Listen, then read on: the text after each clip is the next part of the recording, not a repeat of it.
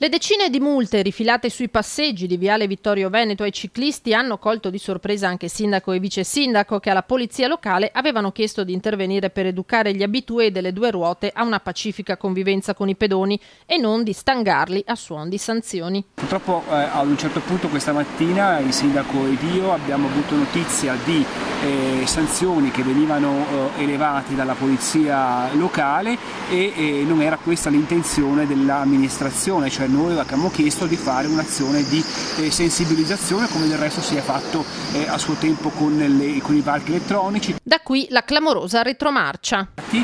Abbiamo deciso di far revocare in autotutela le sanzioni che questa mattina sono state elevate.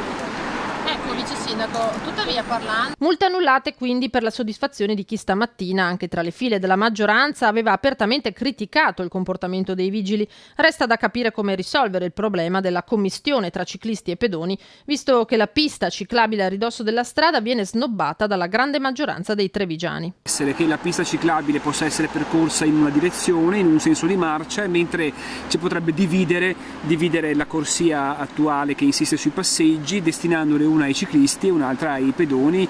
E contestualmente, termina il vice sindaco, creare un cordone di sicurezza tra la strada e la pista.